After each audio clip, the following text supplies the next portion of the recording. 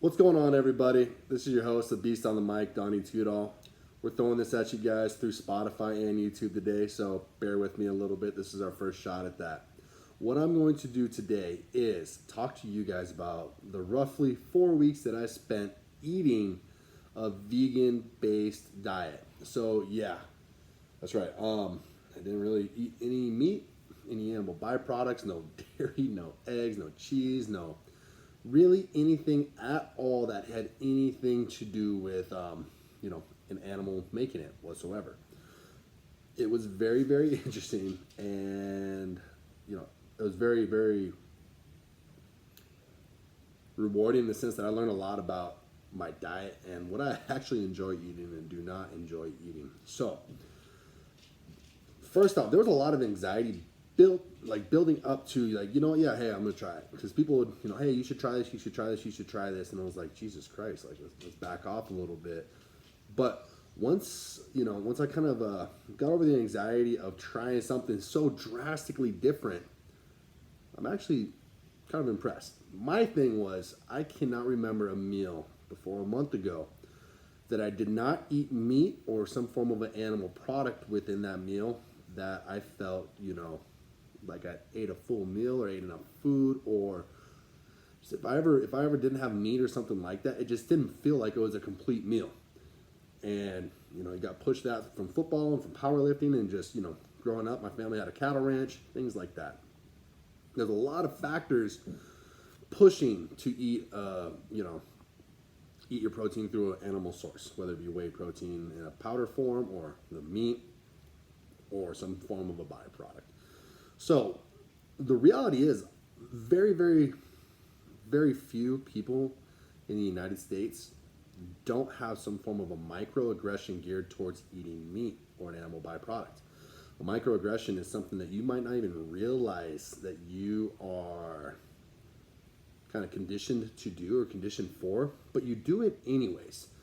And a lot of the times this happens with, is more of a racially oriented thing, but it still happens on like almost everything that you could, psychologically do. It's there. Those microaggressions are there. So I was, taught from day one, you're going to eat meat. There's going to be meat in your in your meals, and that's just what it is. It's what I've been taught, and it's just what it was.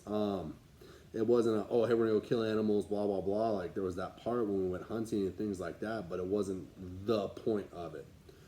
So, and that's kind of one of the biggest reasons why I had so much anxiety about starting this. I know very, very few people who are actually legitimately eating a vegan-based diet that are not absolute fucking psychos and bitches and just really unpleasant people to be around. Rob and Dana Bailey are actually two of the only people that I've met. They're like, hell yeah, I'm vegan. And they stop talking about it, and they aren't rude about it, and they don't shame you for not being vegan. A lot of the people that I've met that are vegan, they're like, I'm vegan, why aren't you? Why aren't you doing your part to save the planet? Why aren't you doing your part to save animals? Blah, blah, blah, blah, blah. And you're like, damn, dude. Like, just give me a little space. I want to eat whatever I want because that's what makes me happy. And they're like, oh, well, doesn't make me happy. You're killing things. You're a murderer. Here comes this psycho fucking bitch, essentially. And it's just insane. That was one of the biggest things. When I started, I talked to a couple buddies about it. They're like, oh my God, you're going vegan? Like, what are you doing? Like, I was like, no, dude, I'm not going vegan. Trust me. I'm going to hunt. I'm going to do all these things. But I want to see what a vegan or a plant-based diet does for my body. How does my body respond to it? Does it respond well? Does it not respond well? And that, actually, Sierra's stepdad, Mike, he's the guy that kind of inspired us. So we sat down, we watched Forks Over Knives, and I was like, all right, you know what, dude? Let's give it a shot. I actually started like the next day. So, the biggest reason I did it, getting ready for North America, is I got to cut some weight. I've cut weights with different ways, and this is one of the ways that I was kind of, I was at the point where I needed something more drastic. I needed something a little bit more serious than just like, oh, hey, let's start getting this last one. So my thought process was, if I kicked out the meats and things like that, and some of these byproducts, first off, I'm lactose intolerant. I fucking know I'm lactose intolerant, but I love ice cream. I'm going to eat the shit out of that ice cream. Getting rid of that, getting rid of some of these things, the swelling in my body, just like, it just shrunk up. can't believe how much of an impact that made. It immediately cut 6-7 pounds of pounds off my overall weight, and I could just feel a difference, see a difference. I'm not bloated, I'm not sticking out as much. My belt, my powerlifting belt felt different, my pants felt different, everything fit differently, and I didn't really lose any too much weight compared to what I've done before, but there was definitely a transformation of what my body felt like, and a lot of that was just inflammation in my organs and just inflammation in general, and a detox going on. So there was a lot of bad stuff in my body, and I know that. So getting that stuff pushed out was extremely, extremely helpful. I think that's one of the things that I like most about it. My accountant, Ralph Preston, he asked me, why did you do this? We have enzymes in our GI specifically for breaking down animal proteins. That makes us omnivores. Like we're built to do something. That's what we are. And yes, yeah, you're absolutely right. And his main question was, what was the goal? My goal was to see how much I could lose, how much fluff I could lose, how much I could improve my body composition just by switching what I eat, and then slowly start adding things back in. Like, do beans mess with me? Does steak from this place, that place, or that place? Where messes with me? Does chicken mess with me? Does salmon, cod, whatever it may be? Does Mexican food mess with me? Well, it messes with everybody, but it's delicious, so who cares? What messes with me? What doesn't? That was one of my main goals, so I could kind of go through detox and then start adding things in and find what really works for me, and then keep track of the things that don't, kind of eliminate them. Do I feel super, super bloated after I eat X or after I eat Y? Yes? Okay, let's go ahead and get rid of it. No? Okay, let's keep it in there and moderate what we do so we don't get some of that swelling, because there are some things that people put in animals when they're growing them, and it is not good for us, period. I mean, we see the cancer numbers rolling and growing and all that, so there's some things that you just can't argue on it. But that was my goal. I wanted to give myself an opportunity to detox and then start introducing things back into my diet to see what works for me better and what does not. I'm not super surprised about what works for me and what doesn't, but we'll get to that in a minute. The next question that somebody sent was, what do I prefer? Honestly, I didn't realize how much I enjoy eating certain vegetables, how much I enjoy eating, like a burrito without meat in it. And we're using like rice and beans and some things like that. And that was as filling or more than anything else that I could have imagined. So I think I need to find a better balance. I don't have to be vegan. Sure as shit not. And I don't have to be a carnivore and war on carbs either. But there's some balance in between. I think I need to definitely have more plant-based food in my diet. I think everybody really should, especially now. It's 2019. It's really hard to get a legitimately quality meat substance or animal substance, just with the way people are raising them and butchering them here in the United States. It's not the healthiest way for the people that are consuming those animal byproducts after they've been grown. So that is what I'm going to do. That's what I prefer is, taking what I learned in this and actually applying it. I prefer to do that, because if I don't do that, and if I don't take the things that I learned in this whole experiment, then I'm really setting myself up for failure, and I might as well have not even done it. The things that I noticed though, and this is truly why I'm okay with this. First off, the bloating, I already talked about that. My energy levels, though, haven't been as good in years. Legitimately in years. Wake up in the morning, and I don't have to hit the snooze a bunch of times. I'm definitely programmed myself to hit it once or twice. I'll hit it once, maybe now. And I get up, and I feel like I'm actually ready to go. I'll eat my, whatever my meal is. And halfway through the day, 3/4 of the way through the day, usually 3 o'clock rolls around, and my second block of clients starts, and I am just absolutely dead ass tired. Feel good now, actually. I feel good to the point where when I get to my workout at 8 p.m. after being up since 6 a.m. all day, I'm like, damn right, we got to work out. Like, let's go. I cut out a lot of the bangs and things like that. I drink bangs like a total crackhead. Well, I don't need to anymore. I don't feel like I have to anymore because I have energy. I feel good. My water consumption's gone up. I'm drinking 1.5 gallons a day, like it's easy. And I'm not having to eat quite as many. I'm getting more full on less meals. I'm actually able to eat more calories, feel more full from that, and it's more long lasting full. Not like you go to a Chinese food place and you eat like 16 pounds of food and like 2 minutes later you're like, oh shit, I'm hungry again. Very, very opposite of that. This food fills you up and the energy is just so different. Probably the most important thing though, my resting heart rate when I sleep, it's dropped from like mid high 50s, and right now it's sitting like 44, 45, 46 beats per minute while I'm sleeping. It's about normal. If I'm getting over 50, 52, I'm like, what's wrong? What did I do wrong? My sleep has improved drastically. My resting heart rate is about 10% lower. My dip in my resting heart rate. So when I'm awake, I'm running around at this heart rate, like 80, 70, whatever it may be. I'm experiencing a 20 to 30% dip from that heart rate to my resting heart rate while I'm asleep. Things like that. So I'm sleeping better. My heart is doing better. I'm much more consistent when it comes to anything to do with my stomach and going to the bathroom. And that is one of the other things that's been, I'm actually like able to be more like, okay, I'm gonna eat right now. In 30 minutes, I'm going to the bathroom. And I'm not the only person that's experienced that.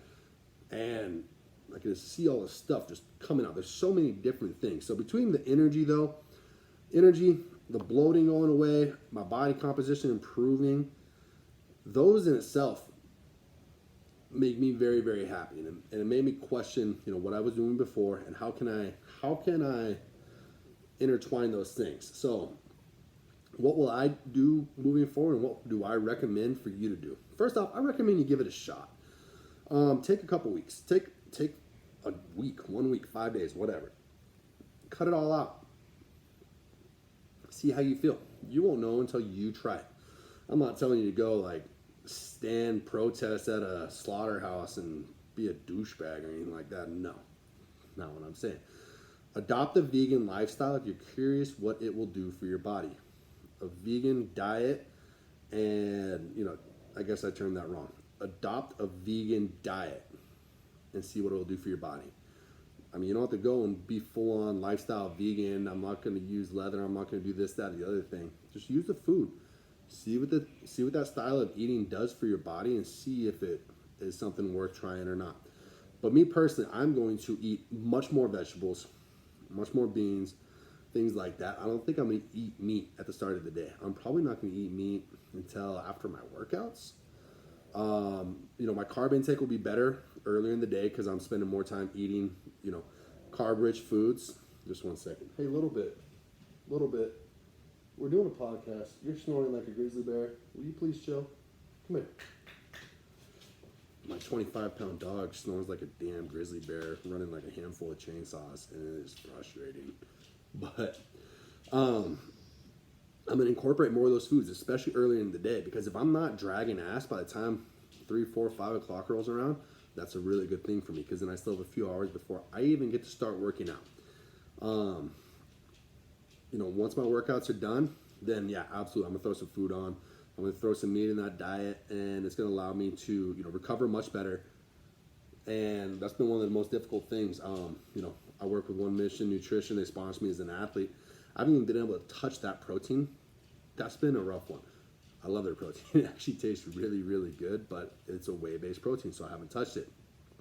And I know people are going to say, like, oh, we got this green beret, and we got this, that, and the other thing. It's like, well, it tastes like shit. Sorry. Probably just not going to drink it if it tastes horrible. So, but if I can start introducing some meat, I think I'm going to do something where it's like I get a couple days of red meat, a couple days of fish, a couple days of poultry, and just, I don't have to eat meat every single day, but especially on recovery days, I think I definitely will. And I'll probably eat meat, 25, 30% of my meals instead of 100% of my meals. And I'm really curious to see what that does. I think I will feel much better in general. I still need to do things like stay away from ice cream and shit like that. Like, yeah, that's bad for you. It's not good, especially for me. It messes me up. I had a blizzard yesterday with the kids, and it destroyed me. totally messed me up. I feel like shit today. But it's a good reminder. Like, yes, I love it. I love how it tastes. But at the same time, you eat it, and it's like, oh, that was bad for me. Stay away from it. So I'm still going to reward myself with certain things, and I'm not going to be so like, oh my god, I had an egg, I had somebody's egg white got in my food. Oh my god, end of the world.